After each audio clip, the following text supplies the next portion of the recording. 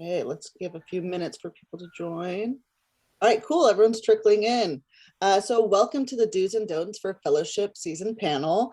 I'm going to be your moderator, Christine Mathewson Coronado. I'm the Director of Access Programs here at Roadmap, and I'm joined by the awesome Adeep and Derek, who are going to give you guys some insight into their experiences with Fellowship. So if you two don't mind first giving a bit of a brief introduction about yourselves and your journey within the industry. You can go first, Derek, if you want. So I do the classic fellowship 1 minute bio. You This could. is this is I'll do the thing that you when you get into a fellowship they will hammer into you within the first month is you'll need to lock down your 1 minute bio, and my bio is this is it. So right after high school, I went to Cornell to study business, despite the fact that the thing I was most passionate about was, of course, writing. So I got there and I was taking accounting and microeconomics, and it all just went right over my head. So much so that I actually got kicked out twice, which is a bit of a low point for me. Parents weren't too happy. I ended up back in Boston, where I'm from originally, and just kind of doing odd jobs for the next 10 years. I was a bellman, I was a waiter, I sorted pig ears at a dog food factory, which is it's always fun because there's really no bad pig ear. They're all delicious. In 2007, I was working in home loans when the housing market did what it did because we were giving out 1% loans that turned into 10% loans the next day. Not me, but I was there. So I got laid off. Housing market first, I bubble popped, whatever. I got laid off. I thought, why don't I finally bet on myself for once? I went back to school. I went to Harvard, got my degree in literature and creative writing, came out to LA, went to AFI, got my master's in screenwriting. After AFI, had some options, got in the guild, got hired to do some writing, ups and downs, got hot, got cold. And then a couple years ago, I got into the Universal Writers Program, which was huge. That's one of the best and really almost the only feature writing program in town. So I got accepted into that, then got my option picked up for a second year, got to write a lot of exciting things for a lot of the studio's partners. I don't even know if I'm allowed to say that. I wrote 3 movies for Lego that will never get made, but that was very fun. And now I have new reps, new agents at WME, managers at LBI, and I'm out on the town taking meetings, sending stuff around. Got a few things in the works, some directors attached, some producers attached, and things are blowing up. And it's mostly because of the fellowship that I was accepted into. And you can't beat that. So I'm an action comedy writer, and I live in LA, and I have multiple dogs. That's the story. Adeep, please do better. Shit, that's hard to beat. I don't have the Harvard thing, so part of my thing is throwing shade at other people after they do their bios. Yeah. That's my brand. Yeah, so my parents came over from India to the United States, and they both joined the Air Force. So I was an Air Force brat, which is pretty strange to have two Indian parents who are both in the Air Force. So we moved around a lot of shitty places, nowhere cool. New Jersey, like North Texas, we were in the worst tornado in Texas history. We were like victims of a home invasion in New York. And we've had all these things, and we found the worst part was moving to Sacramento when the military like, you're going there, and it's like, no, we're going to the only place in California that has no beach. Great, cool, this is fun. And I knew that I had to get the fuck out of there.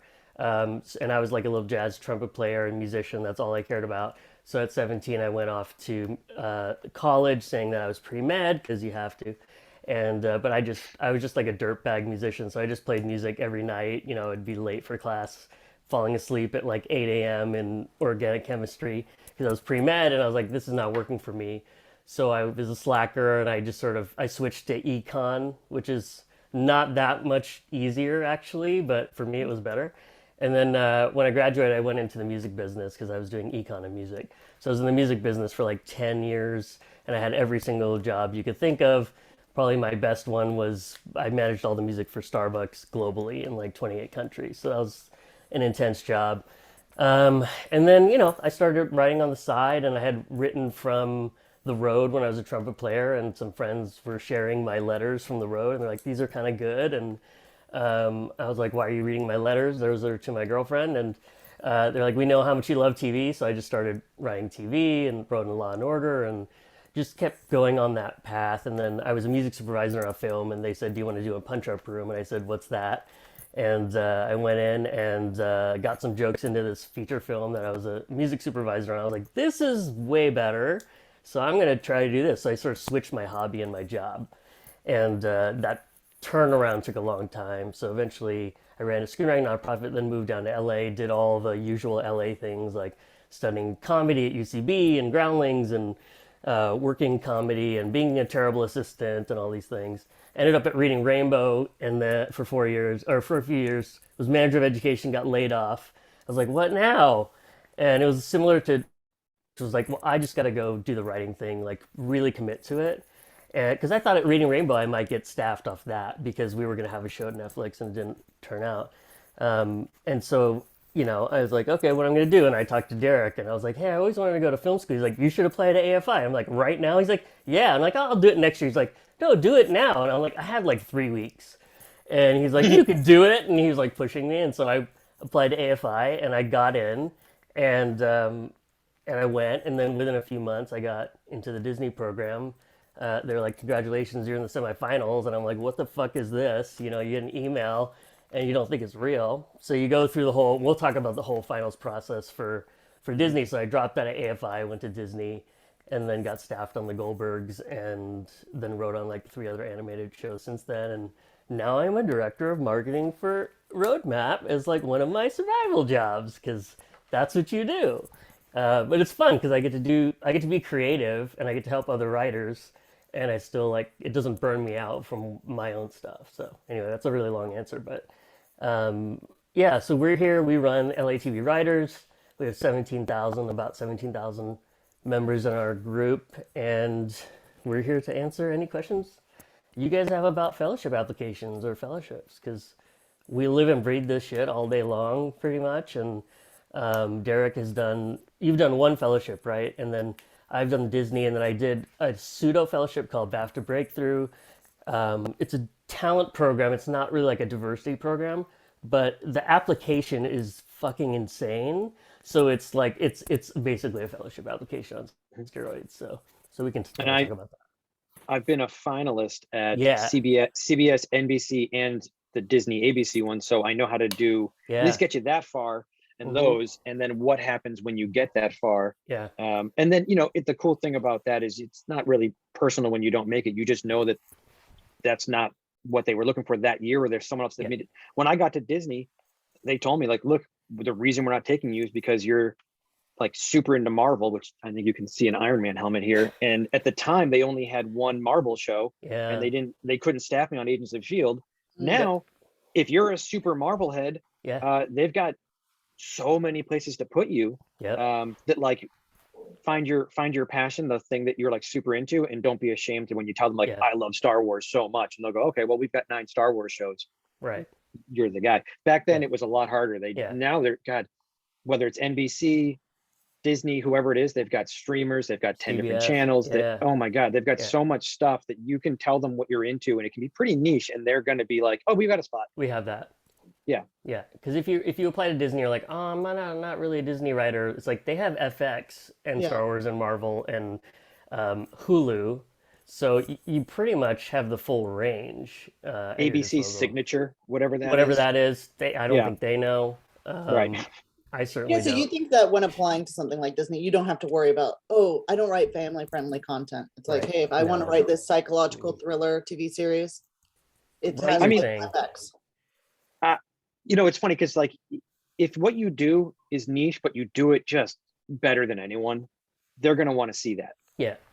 If you happen to have killer samples that prove you could write, whether it's for NBC or for ABC, like the actual network, if you go, listen, I have samples that show I can do it, that might give them more places to put you, but there's almost nothing out there that they can't figure out, I mean, and the thing is, they'll go, all right, we don't do, I don't know what it is, like we don't do like magical realism, but the character work in this person's samples were so good. We do characters. We obviously have great characters, so we can take the emotional character stuff they did in their magical realism, which we don't really do, but we'll take the skill they displayed there and put it somewhere else. So when you're talking about, and we'll get to branding and voice, when you're talking about what it is you do very well, you can't just pick a genre. It's got to be, what do you do within that genre? What are all your samples have besides just that genre? It's like, oh, well, my voice is X, Y, and Z, and they're going to put your voice somewhere that it needs it. So. Yeah. Awesome. So we're going to go ahead and we'll ask some general questions, and then we're going to actually go through the process when applying to fellowships. But what do you think? How do they select fellows, and what are they looking for? It depends on the fellowship and it depends on the year. And here's a little Hmm. pro tip. The people who run fellowships, they all sort of move around to the other fellowships. So depending on who's in command that year, they're going to look at the applications differently. And so Derek and I were in an interesting position where the people who ran his program used to run my program, and they used the same criteria basically to pick. So the way that we both trained in terms of how to do these applications, like would work for both. So Hmm. so that's kind of like a weird thing that happens with these. You should, I don't know, Derek, what else, what do you want to add to Well, that? I think a lot of people think that maybe it's a misconception that they're looking for writer's assistants only. Because you'll see sometimes they'll pick 8 people, and you'll look and go, wait a minute, every one of these eight Yeah. or 7 out of 8, 6 out of 8 Yeah. is currently in a room already assisting on a network sitcom or show, and it's like, well, no wonder. And I Hmm. think people often will confuse the whole causation and correlation kind of thing. Hmm. They're who they're looking for are people who are ready. So Yeah.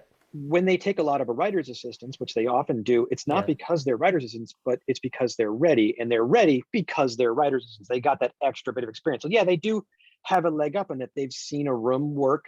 If you haven't been in a room yet, they have a knowledge base you don't have. That doesn't mean that you're out. Neither of us were ever in rooms or had done enough to warrant getting, mine's a feature fellowship that I was in, but just because I wasn't in a room before, hadn't had a movie made, didn't mean I was ineligible suddenly. It's just whether or not you're ready. So if you're ready to be in there, you have the samples that prove it, you've got the essays that prove it. When they meet you, they go, oh, this person's sharp. They know what they're doing. They know their voice and they're ready. Then they'll want you. In some cases, not every one of the fellowships, but several of them, they're looking for underrepresented voices.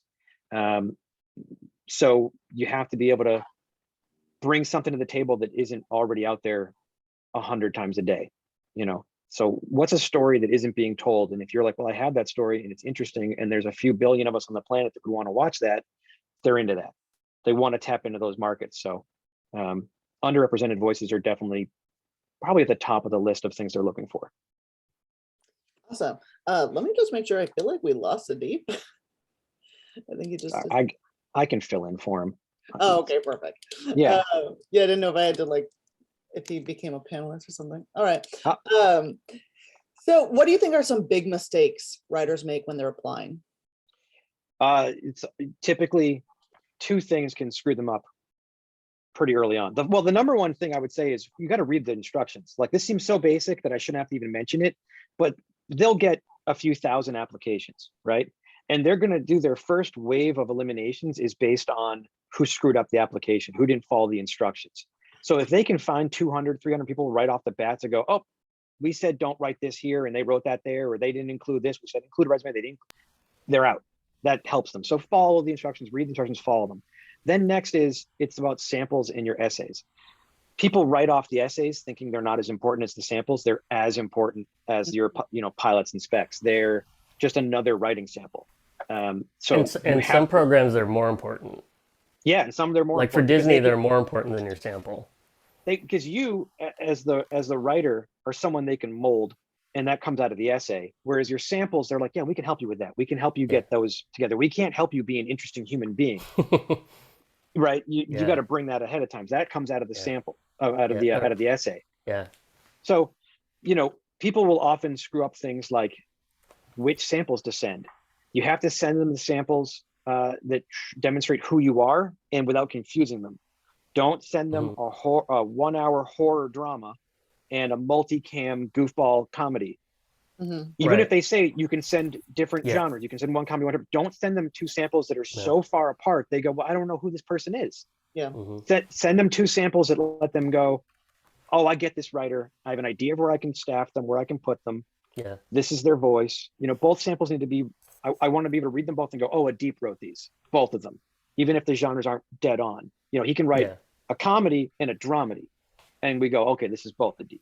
Which is what I wrote to get into the Disney program. It was like a very personal. They're both personal. That's the other trick too. Everything that you submit should be very personal to your story and to like your point of view and your voice, and that's really critical. Like the whole application sort of has to come from the same place. And so I did like a half hour dramedy, and then I did a half hour sitcom. And yeah, it's the same kind of my characters are almost interchangeable in a way, because they're just me anyway, because I just write from an autobiographical place because I walk out of my house and have an adventure by accident. And so you want to show them that breadth, but you don't want to be so wide, like Derek said, that they just don't know where to staff you. Because ultimately, that's really what they're trying to do, is like, where can we staff you, and which execs can we send you to that will be of most help to you, and they can mentor you or whatever, depending on the program. Awesome. And I think this leads into our branding portion. So how does a writer figure out what their brand is, or what's the perspective that they should be bringing to the pages? It's interesting that sometimes people will write 10, 15 samples before they know what their brand is. And typically it's in there if they look. There is an exercise that Gil Dennis, writer of Walk the Line, used to do at AFI, where he would have you write down your like happiest moment, your scariest moment, and maybe your saddest moment or something to that effect. And you would just write these moments on, and he'd find the through line between them. You didn't realize these events in your life were very, connected, and you just thought, oh, I didn't know that thing happened to me when I was 5 is connected to the thing that happened when I was 15. And you go, oh, I like underdog stories. I didn't realize, or I like stories about family. I didn't know that, and so branding is all about finding the through line through your work, and at a certain point kind of trying to stick to it. And once you identify it, like me, I like stories of redemption, because that's what happened to me. I failed at my first go at school and was kind of just a bum townie going through life, and then I fought back and I did better, and now I'm doing the thing my dreams, and so I like redemption stories. I didn't really know that, that I was doing like a lot of diamond in the rough, underdog sort of thing, Right. But suddenly I found, I was like, oh, well, that was my story. And I've been putting it into all the things I write. And now when I pitch myself, I can talk about that.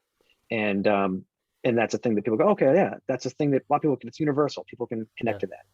And a lot of people talk about being the outsider. Like you'll see that in a lot of the essays. And here's the thing: if you're applying to a diversity fellowship or any kind of fellowship, like everyone sees themselves as an outsider. So let's say you're an outsider because you're an immigrant. Well, guess what? Like almost everybody else applying is an immigrant. Okay, so you throw that out, and you're like, I went to film school. Nobody cares. Throw that out. Like, and then it starts to really become who you really are. And for me, I took that outsider thing. I said, what is my brand of the outsider? And it's like, oh, the new kid.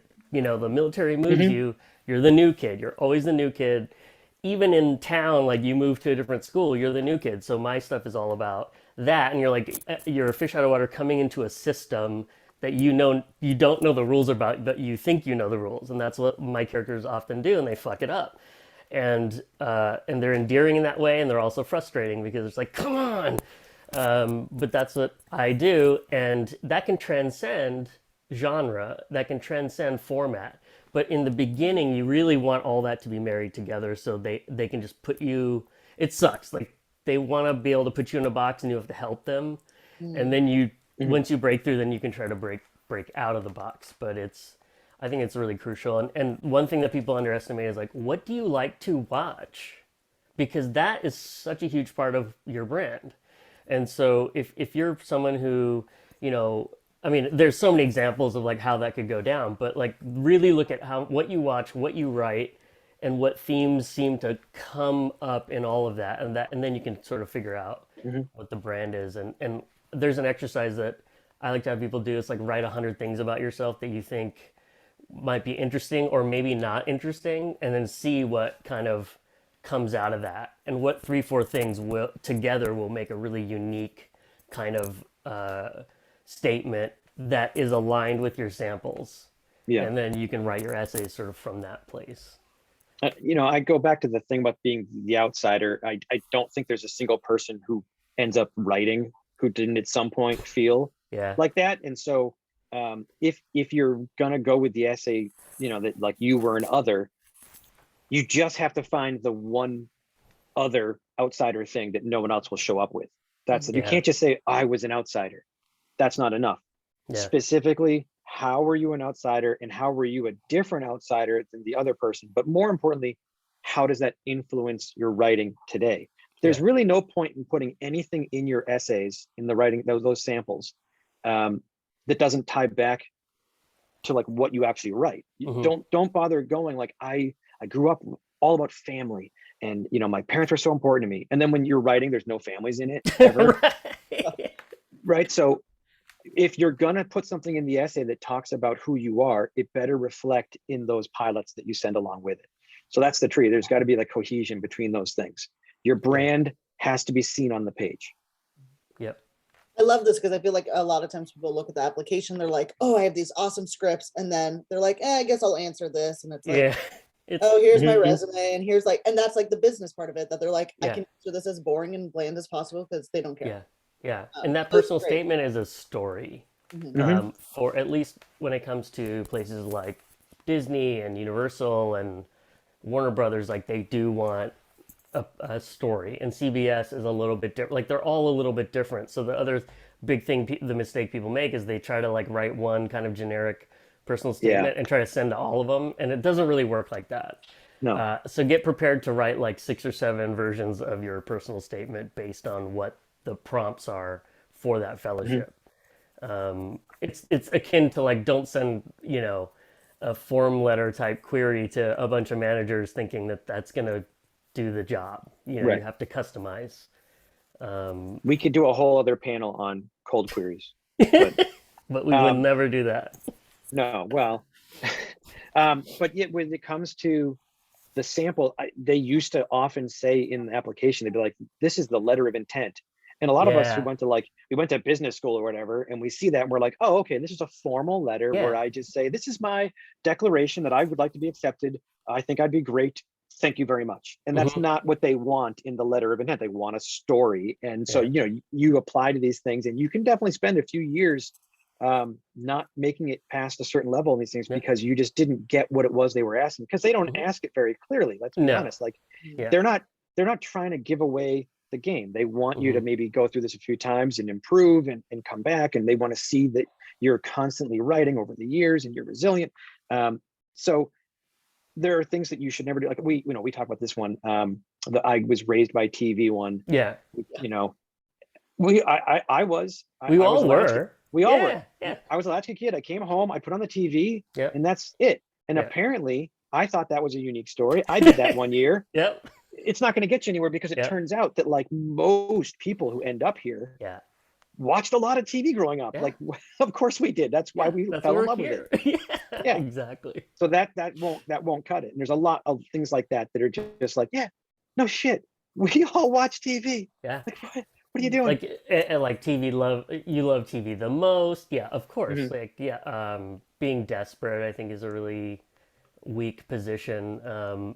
Certainly don't be boring. That's probably the worst crime you can make, because they have to read so many. I mean, if you're at Warner Brothers, they're reading like 4,000, 5,000 sometimes.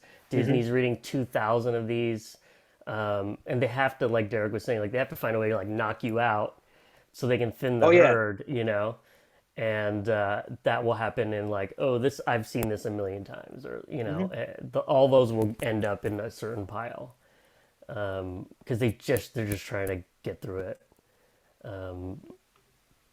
It's like a lot of people sacrificing personality for professionalism of like, oh, here's my story, thank you. That was the hardest thing for me at first, was thinking that the goal here was to be a professional and show up and say, this is the declaration of that I would like to join your program, and think, and then it was like, no, I'm like, it's okay, this is so stupid, but it's a fact. Dropping the F-bomb in even a general or in an essay, executives love it They when you love that shit. swear. It's so Yeah. weird. They're like, oh, he cursed. Like, it's so That's dumb. that's why But I've never stopped, because yeah, it's fine, you know. it's so bizarre. But like, you Yeah. have to kind of try to push that envelope, especially if you're a comedy writer. Yeah. Your essay should be funny. And Yeah. I don't Yeah. think it should be obnoxious. Like, it's not a multicam where you should have like X number of jokes per Yeah. Yeah. second, but it should be a humorous story. Even if that story is here's why I'm in other, and Yeah. it was like some fucked up thing that happened to me. Tell it in a way that is comical, or why it Mhm. taught you that, why that story, this, they don't want trauma porn. We'll get to that. We don't need to do that. But whatever it is that made you another, even if it was a rough day for you, Mhm. it made you funny. How did it make you funny? Yeah. And so you got to tell it funny, which can be hard, but that's the point. And you can say, well, that's what I like about comedies. I find the humor in the human moments, and the sadness and the fear. That's where the Yeah. comedy comes out. And they love that. And that's the perfect person in a drama room. You're be the funny person in the drama room who can find the humor in the drama, Yeah. And when you write dramedies, like, that's basically what you're doing, and dramedies are Mhm. hardest because you have to balance that. So if you have a dramedy sample, whether it's a half hour, 1 hour, it's if it's strong, it's a really good kind of sample to have for not only the fellowships, but for staffing and for representation. So it's because the execs don't want to read like something that they would read at work every day, where it's like, we develop network comedies for, we do multicam comedy like CBS. Like, they don't want to read that. They want to read something crazy. Mhm. So if it's a restaurant about cannibals, or it's a, whatever, like, I've seen lots of crazy shit. That's what they want to see. But it has to have heart. I think even the comedy stuff has to have a heart to it, because that's the hardest part about the writing, is to connect emotionally. So, Mhm. like, it's all about that balance, with story and humor.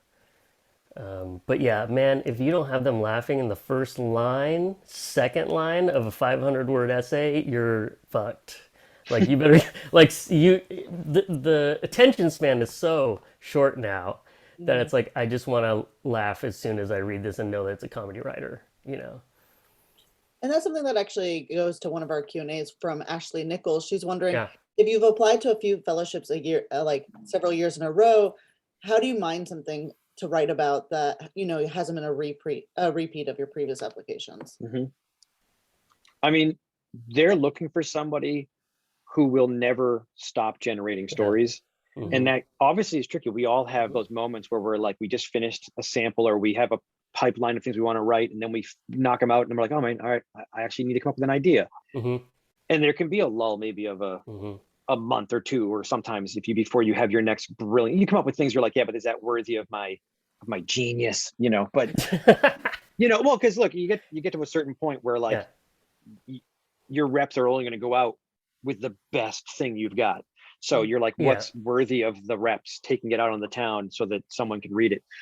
So yeah, how do you keep coming up with essay answers if you've applied seven? I mean, I know someone who applied 7 times before Yeah. they got in Yeah. to the Disney program. I'm a And 5-timer. I got in so the 5th time, but I fucked. right. See, the thing is, I fucked up the first 4 because I was saying I love TV. I did all the fucking.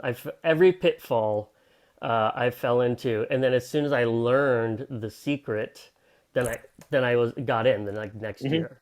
When I had given up, I was like, I'm not doing this ever again. This is the last year I apply to any fellowships, and But that's why you got in. Yeah, exactly. I mean, it's the And non-desperation thing. yeah, you were just like, screw it, let me go nuts with this application. Let me just show them something really cool, and Yeah. like, not be afraid to, like, oh, but this is ABC, they're not gonna. Right. No, let me Yep. just have some fun with Yeah. it. Yep. And then they dug it. Yep. But when someone applies, and they want you to apply over and over again. They do. And if you don't know this, they keep a record. They track everything you've sent. Yeah. That's why you should never send a pilot sample more than once. Don't send it again the next year, even if it's got a bunch of changes. They've tracked it. They'll probably give you the original score. They might not give you a new score. Yeah. So when it comes to essays, yeah, look, you should have more than 5 stories, definitely. Yes. But here's a secret: you can make these up. That's right. You can just fucking lie. People lie. I don't. You're a but writer. People do. you're a writer. You should be able to write a 500-word essay that tells a story that maybe didn't really happen to you. Just be aware that when you get there, they might ask you about Yeah. it. So Oh, they will. it's better to mine from your actual life, but Yeah. embellish. Yeah. But you find that theme, find that branding, whatever your voice is. And if it's about, I write about family, I hope you have more than 5 stories about your family that influenced why you write about family. But yeah, you can't tell the same story twice. They will remember, they will write it down. Even if there's new readers, they might still send them the Excel spreadsheet that has the content of what you wrote. Yeah. Like they'll see the look, log line, and if the log line seems like you changed it, but not really. But not really. Like, we got you. Yeah. And they, look, at the stage where there's 2,000 applicants, they're not going to be going like, oh wait, I've seen this before. But when it gets down to the 8 and they're choosing between like you're number 9 and you're the alternate, they're going to go, wait a minute, have we seen this guy before? Oh yeah, last year they sent this. Oh, that's the same thing. They haven't written anything new in a year. Yeah. Out. And if you're on like the cusp, that's where stuff like the resume and recommendations, if they ask for them, that's when those kind of start to play an active role. But until then, they're not terribly important. It's that essay, if they want a bio, and that your samples. So it's all about reframing how you prioritize these things. I think that's a big part of it. Yeah, and in regards to samples, let's say, for example, when they request a spec, do you feel like certain shows are completely off limits? If so, yes. which ones?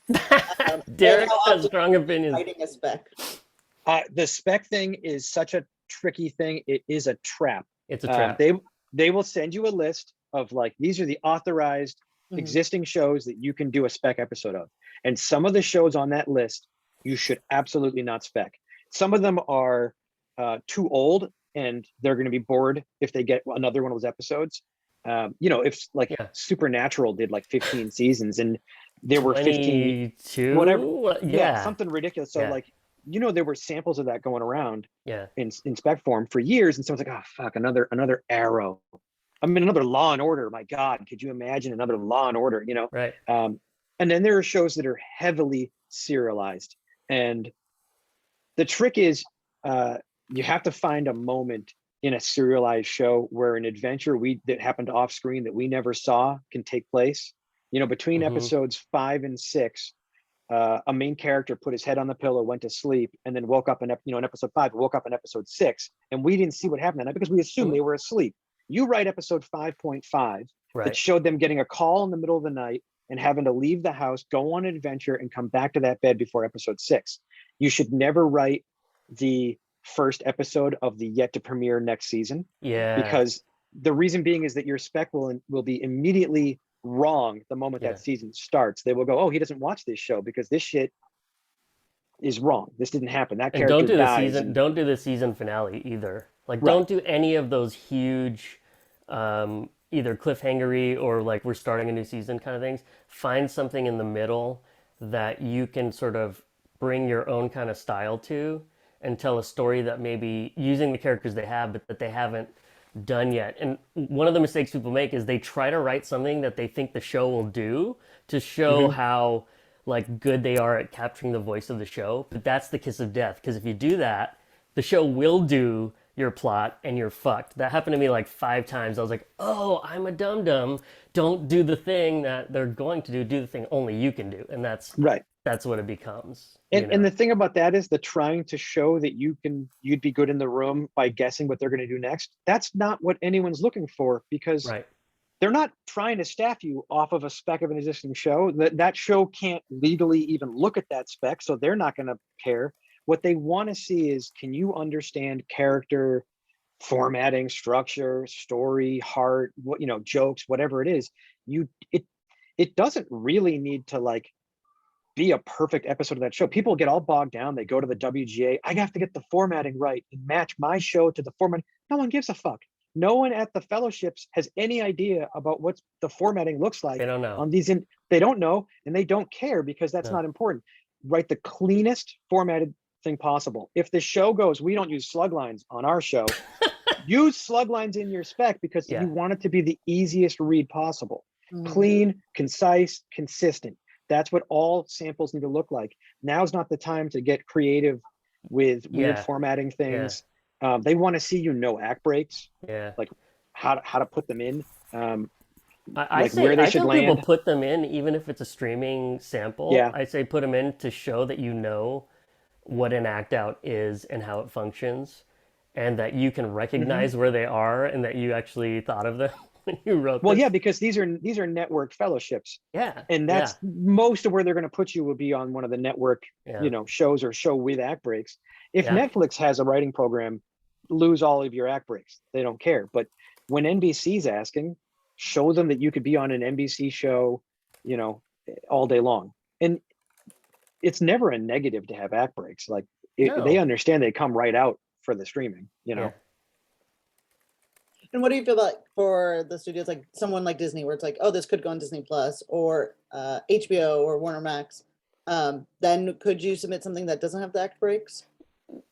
You You can, yeah, always yeah. can. You You always can. can, yeah, yeah, But it doesn't, putting in act breaks will never count against you because it demonstrates an additional skill set. yeah. Because structure is so important Hmm. in television writing in particular, and it's like, oh, we have a staff writer who knows structure. Thank fucking God, because so many people, even upper levels, don't know structure for shit. So it's like that's another skill that you have that you're demonstrating in addition to other things. Because like here's an experience that you have. You go in a writer's room and you're like, hey, I'm the funny guy and I'm the dialogue guy. It's like, yes, so is everybody else in here. Now what?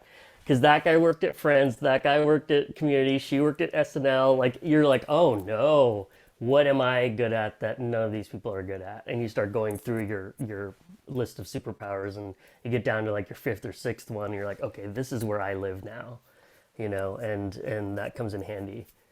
And in regards to spec, should your script only be within that current season, or like Joseph Wamba wants to know, say season 4 is currently out, could your Mhm. script have taken place somewhere in season 2 or 3, or should only be the most current season? You don't want to go too far back, but I would Yeah, say if season 4 is currently currently, on yeah. the air, you can play around in season 3. I don't Hmm. know if I'd put stuff between 3 and 4. It really depends on the No. show. I Yeah. mean, like the thing is, if I'm writing a multicam sitcom that is completely procedural and not really that serialized, um, my episode can be anywhere in space time on the show because it doesn't Yeah. matter. Yeah. If you're writing a very serialized show, like if you're doing a Stranger Things, um, yeah, I wouldn't in general, unless that's really just like that's the stuff you write only. Right. Um, I think you gotta find that show that has room for your episode. It can be very tricky. Yeah. That's the Yeah. trap. Yeah. Don't just go, hey, my favorite show's on the list. I gotta write that. Like Mhm. your favorite But show might not be the right show to write a spec for to get into this thing. And yeah, to answer your question, Joseph, like stay within the most recent one and a if half seasons. possible, yeah. Yeah, Yeah. especially because you're going to put in characters. Um, you're going to put in characters that will be gone eventually, perhaps, and Right. then they're going to go, "Does he even watch the show? We Right. haven't had this character in years." Yeah. And the thing is, you want your spec. While you can't send your spec to the same fellowship a second time, you do want your spec as a sample to last as Right. long as possible Right. for other things. Like there are showrunners that want specs as samples. Mindy Kaling Hmm. still likes a spec as a sample when she's staffing. So you want your spec to last as long as possible. That means making it as up to date as possible without it being in the future ahead of them. So Right. Right. yeah. Yeah. This my advice to people is pick a show that you do love and that you know, because that's just going to make your life a lot easier and the passion for that show is going to come through. Hmm. And one that we all love a bunch of different types of television, so find the one that's in your genre, in your format, that you love, that you can find a personal way in with the characters that they have, because that will set you apart from everybody else. Be like, oh, only Derek could write this crazy ass Blackish, and that's what he had years ago. And I had a crazy Brooklyn Nine-Nine that only I could write, and that, is it the funniest Brooklyn Nine-Nine ever? I don't know. It's funny enough, but the story is compelling enough and personal enough that it's like that stands out. Um, oh, Yeah, I'm looking at the international questions. The thing is, like, consult a lawyer because, like, the international thing is such a tricky thing, like visas and all of that. So I don't know what Imagine Impact's, requirements are and that kind of thing, but I know that, you should have that locked down before you apply. Almost all of them will say you need to be legally able to work here Yeah. first, because it's incredibly rare for one of these companies to want to take on the liability of Yeah. sponsoring a visa. Yeah. They Mhm. won't even get into it 9 times out of 10. It's not even about the money, which they're tight with. It would be if something should happen and they're the ones who Yeah. are responsible for that person being here. They don't want to take it on, as silly as Yeah. that might be. Yeah. They're just, these are risk adverse kinds of companies. Yeah. So it's not likely to ever find them doing a visa sponsorship. Gotcha. And if we move on to next steps, after you've submitted your application, what's the interview process like? It depends on the place. Mhm. So I would say the most rigorous is Disney. And what would you say is the least rigorous, Derek?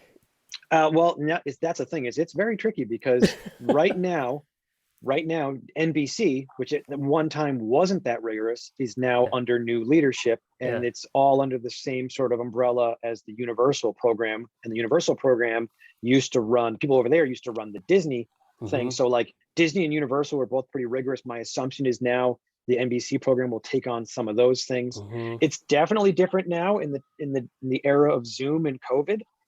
It used to be that you might go in for in-person one-on-one interviews, Yeah. round robin interviews, mixers with Mixers. executives, pitches to boardrooms, like conference tables with like 10 very high up executives Yeah. like Yeah. some scary Scary stuff if shit. you're just getting started, to go and be Yeah. like, all right, this person's in charge of all these sitcoms, like Yeah. developing these things for the network. This is VP of this, SVP of Hmm. that. Hmm. And then they're like, okay, go ahead and you've got 5 minutes and tell us what you would do on Bones this week. And you've got to just like, Yeah. Like give them this pitch. And it's awkward because they'll cut you. You hit 5 minutes and like you're they will done. cut your ass off. The I think the first step, like once you get your shit in and then you're in the next level, second round, it can either be it's usually an interview of some sort, right? Phone And call though. a phone call usually. Yeah.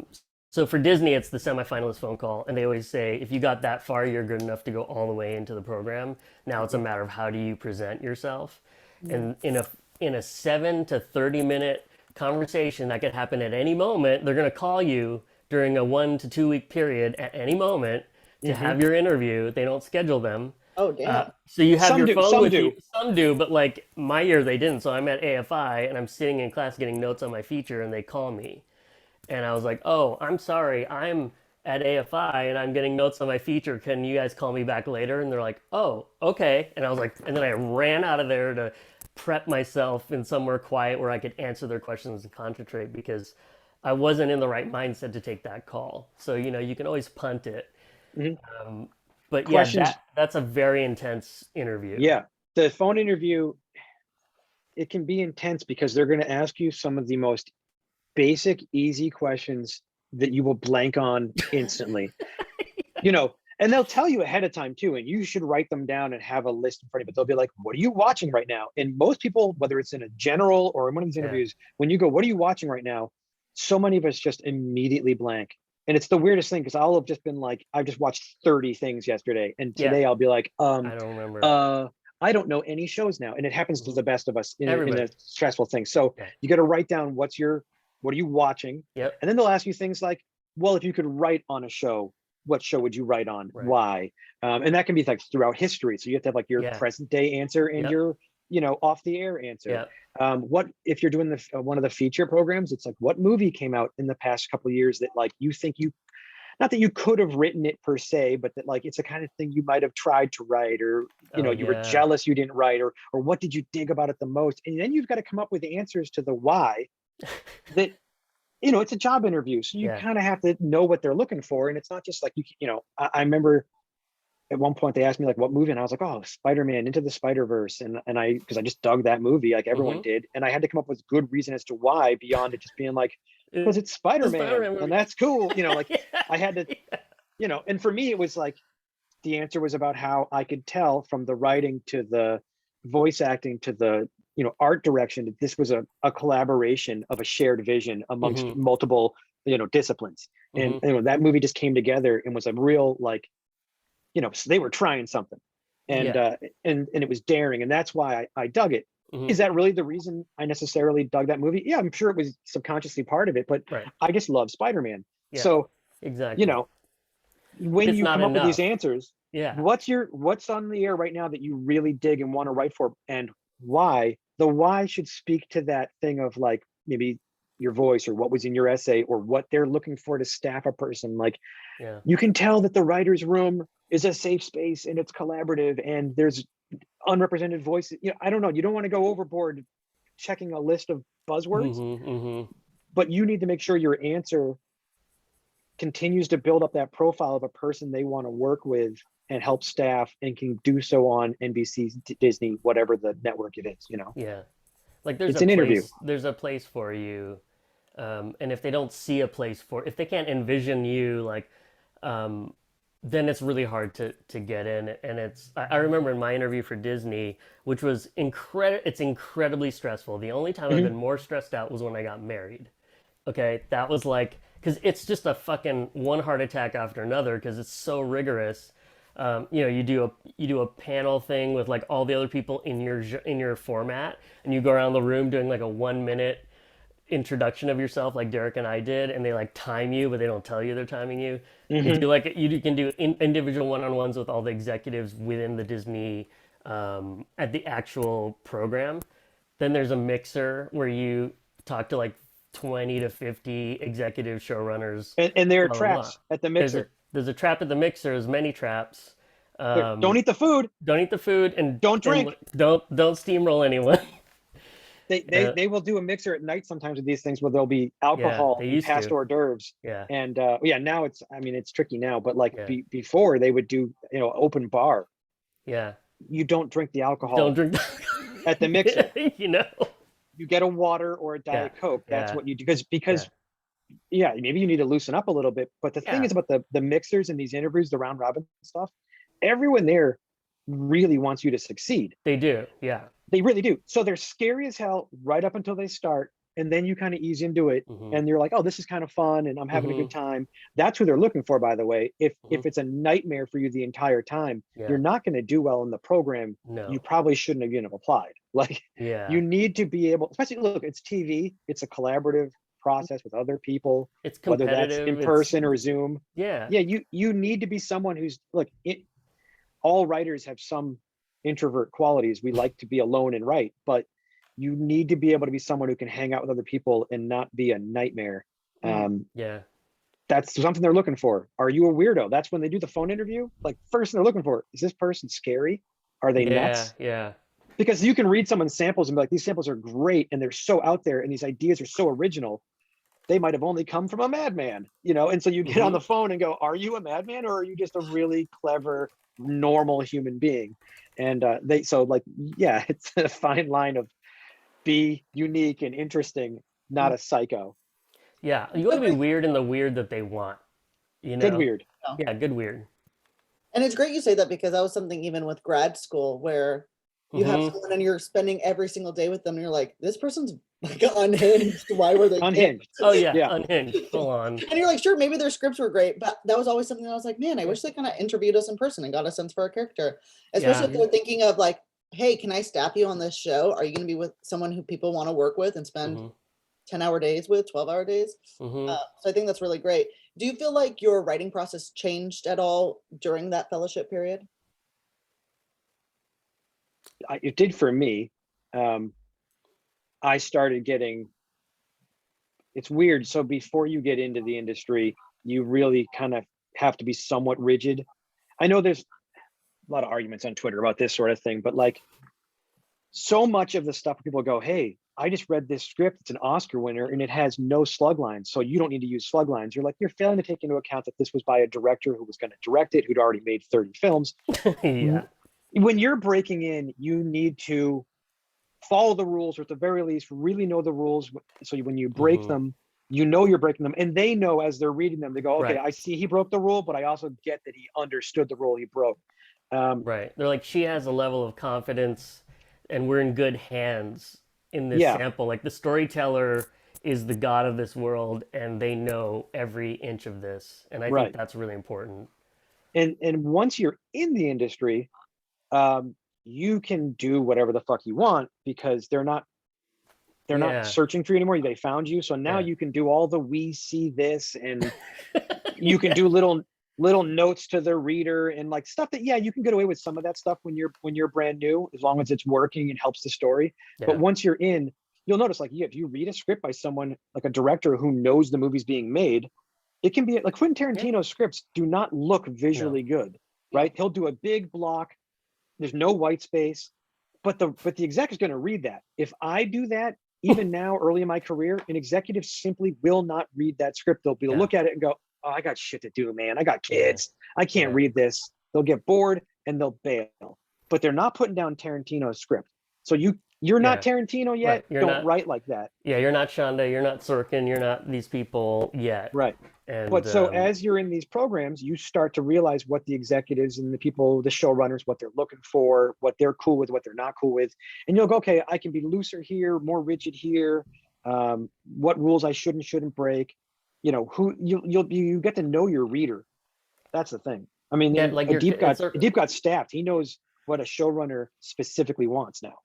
yeah, and you know what? The thing is, like, I don't know if they read my shit or not, but I know that in the interview, they were like, "You're a comedy writer." They said that out loud. I'm like, "Oh, okay. I guess I'm a comedy writer because I told a story." Like, you don't know what they're gonna ask you in these interviews. Like, in that interview, they're like, "What happened today to you that was like kind of weird?" Because I've just been stuck in here all day in meetings. Like, is there anything cool going on out there? And I told this insane story, and they're like, "Okay, you're a comedy writer," and I was like, "Oh, that's it? That's what it is?" Because it's a family show, and I was telling a story about being a dad and all my shits about being a dad, and so they're like, "Yeah, we can see a place for you here," you know, and that's what that's what the fellowships are doing. Also, it's so that same preparation that you take for these applications, whether you get into a fellowship or not, it will serve you super well when you're looking for representation and staffing. So it's not a waste. If you feel like it's a waste, it's not. So don't worry about like I gotta write another essay. Yeah, write another essay. Like have an adventure and write an essay about it. You know. Yeah, and that's a great segue into like, what do you think is the best way to get staffed or representation, whether you have been in the past or this is your first time, once you're in the fellowship and you're nearing completion? Well, I mean, the goal of most network fellowships is to take the people that they've had and try to help them get staffed on one of their shows. You know, it's kind of thing where like they've trained you up, and Yeah. they want to keep you in house. That you're an investment, so they want to help you. Once you're in a fellowship, it's not a guarantee you get staffed. No. None of them guarantee it.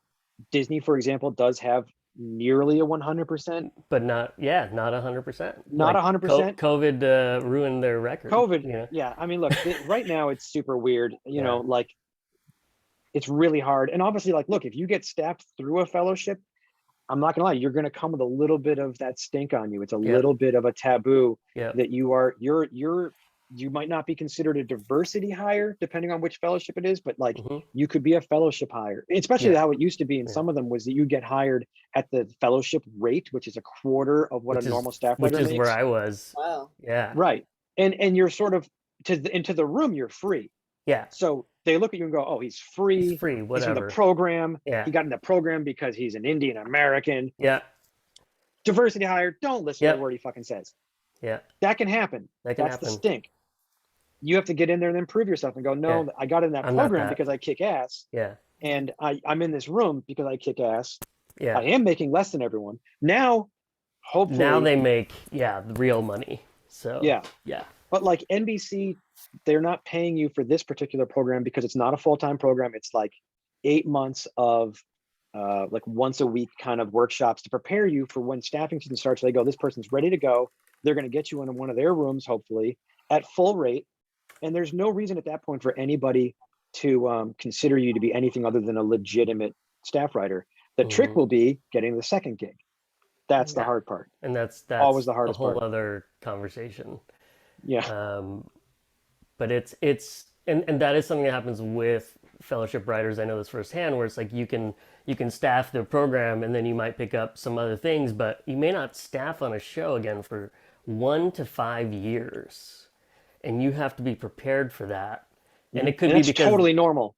it's normal, which sucks. You're like, Mm-hmm. really, 5 years? But like, there are famous, awesome writers who had 5 years in between their two staffing, their first and second. So But I will say this, when it comes to fellowship applications, I try to say, just focus on the application. Don't worry yeah, about the don't interview worry about all round. that. You're not in the interview round yet. You haven't gotten Yeah, there yet. You yeah, might not, because if you're not focusing on the application, you're never going to get to the interview round. That's how you get there. And then don't worry about getting staffed. You haven't even got to the interview round. right. Let's just do this one step at a time. Right Yeah. now, let's worry about the application. And that means having 2 samples that have your voice, show your brand, are absolutely bulletproof, Yeah, that connect and show that one writer wrote them both, that give them an idea of where they could put you. So don't make them too far apart. Then have Mhm. essays that connect to those samples, again, with your Mhm. voice, telling them who you are, making them laugh or cry or whatever it is you do.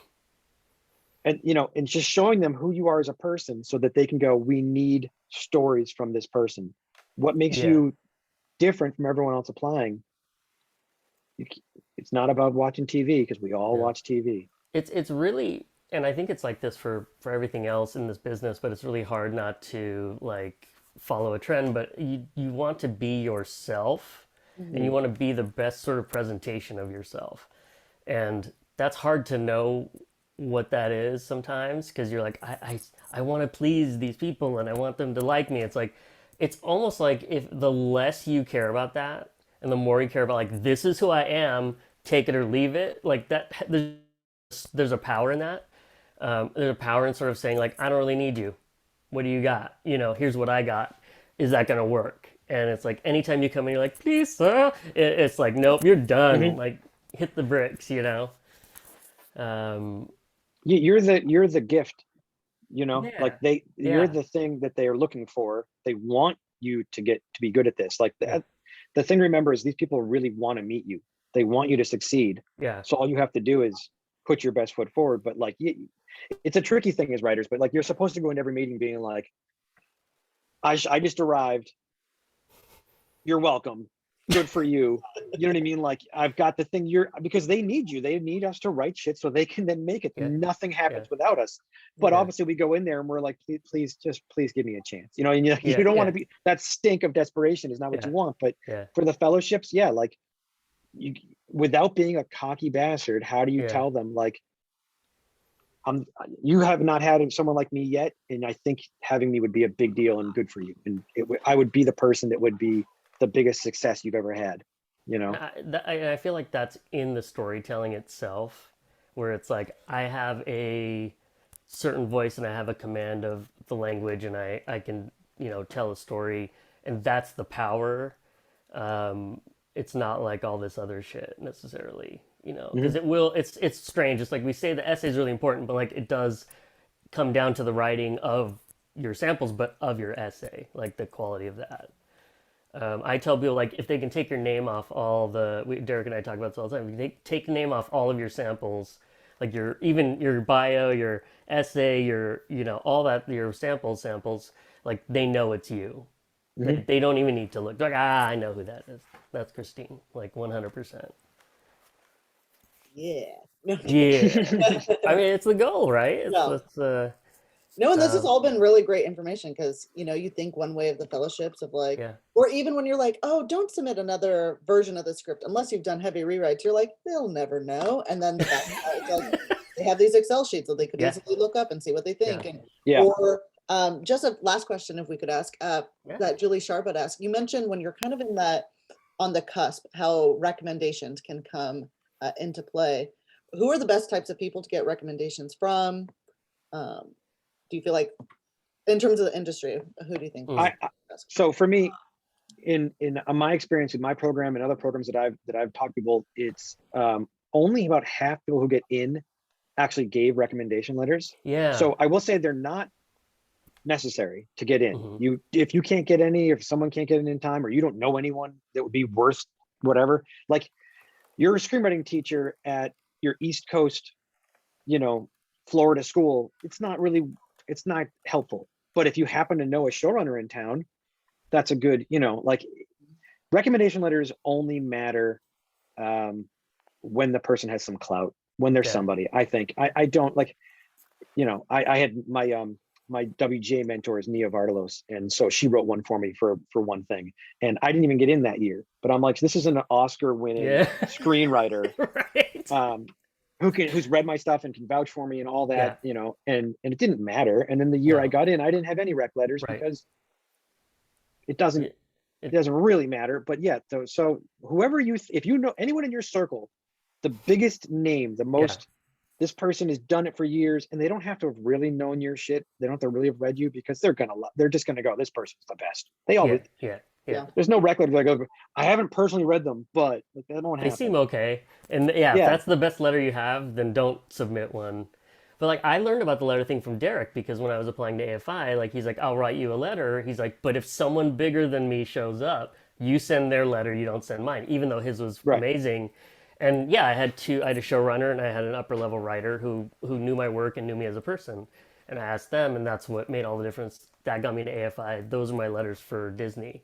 And that's just how it is. But I don't think I was as on the cusp, let's say, in the Disney one as I was maybe in other things, because for some reason I just had the right combination of things that year, and it just sort of felt like I'm in the running. You kind of know when you crush these meetings, and sometimes they'll tell you that you did, and but just because you bombed it doesn't mean you won't get in. That's the other thing. Like, you can crush it and not get in, but it's all about leaving it all on the table.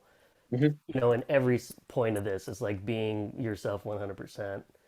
And one thing we didn't touch on, and I know we're out of time, but know your process, know your influences, know what you like, know all those things. Like, where have you studied writing? They'll ask you stuff like that. They're like, how do you develop your craft? And you're like, oh, I work with Word Map Writers. They're like, oh, okay, cool. I work with Script Anatomy. Oh, okay, cool. I went to AFI. Cool. But if you're like, I don't really do anything, they're gonna be like, huh? But if you're like, I don't study, but I read a pilot every week and I watch 5 shows a week, then they're like, yes, you're doing the work. So I write every day, and I watch a lot of television is for research. For fun. That's what I always told my family growing up. I'm like, this is research. I have to binge this. I'm doing homework, Mom. All right. Well, thank you so much for joining us, Adeep and Derek. This has been so awesome and so informative. And we really appreciate you taking the time out. And just curious, for LA TV writers, can anyone join in if they find on Facebook? Yes, but when you go to join, there will be 2 questions, and you have to answer those 2 questions. It's just our little litmus test to say that you're going to probably read and follow our rules. Because we're strict, because we want to be inclusive and professional, and we don't want trolls. So we just want to make sure that everyone there feels safe and can be an actual professional writer. So you just have to answer the 2 questions. They're very, very easy questions. They're like, how did you find us, and what do you want to get out of it? And it takes very little effort. And if you can't do that, then don't apply for a fellowship, by the way, because you're not ready. But I'll put the link in the chat here so people can. Awesome. I joined and I already was like, oh man, there's so many good resources in here, and just connecting with other people. I mean, it's fellowship season right now, so you'll get all the best info in there. We have it all. Awesome. Well, thank you so much. I hope you guys have a great rest of your Sunday. You too. Thanks, Christine. Thanks, Roadmap. Bye. Thank you. Bye.